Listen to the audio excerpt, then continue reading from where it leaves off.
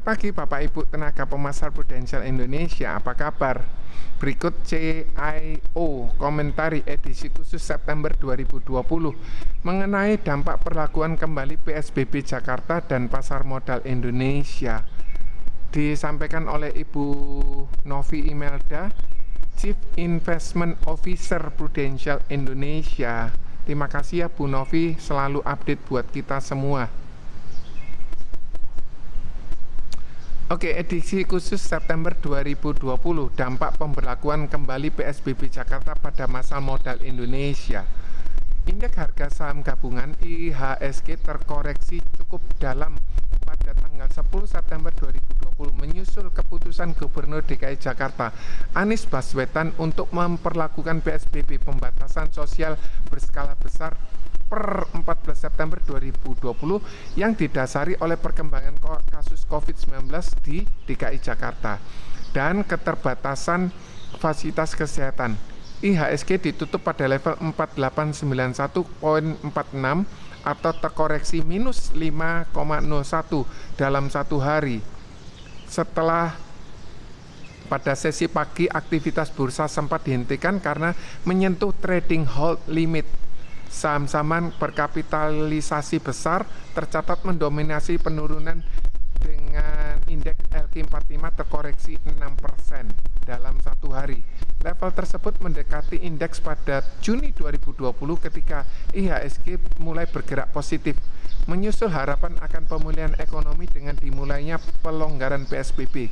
Sebagai catatan, IHSG menyentuh titik terendahnya pada tahun ini di Maret ketika World Health Organization mengumumkan status COVID-19 sebagai pandemi global.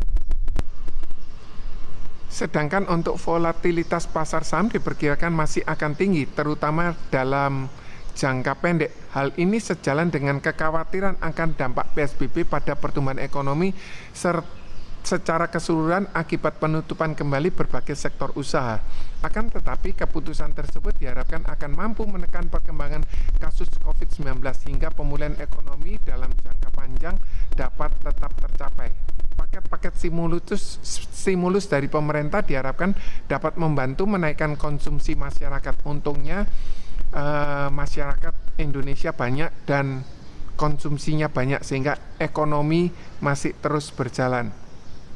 Pemerintah juga menargetkan Omnibus Law dapat diselesaikan dalam jangka waktu dekat untuk membantu percepatan pertumbuhan ekonomi Indonesia. Sebagai contoh, Menteri Pendidikan dan Kebudayaan memberikan bantuan kuota 30 giga untuk siswa SD, SMP, SMA dan 40 giga atau 50 giga untuk mahasiswa dan dosen. Untuk dapat jadi nasabah diharapkan untuk tetap tenang dan terus memastikan proteksinya tetap aktif hingga tujuan keuangan jangka panjang dapat dicapai secara optimal. Nasabah juga disarankan untuk selalu memeriksa kesesuaian profil resiko dengan pilihan dana investasi untuk menurunkan resiko fluktuasi nilai investasi.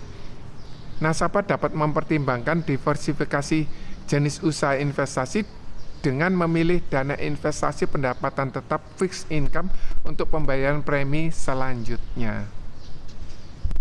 Nah, sedangkan untuk menurunkan fluktuasi dana investasi saham, Spring Investment selaku pengelola aset memilih sektor-sektor yang bersifat defensif yang dipercaya cenderung tahan banting dan atau sektor-sektor yang dapat mendapat manfaat tidak langsung dari paket stimulus pemerintah seperti sektor yang berbasis konsumsi, kesehatan, dan komunikasi. Terima kasih guys, semoga bermanfaat. God bless you all. Bye.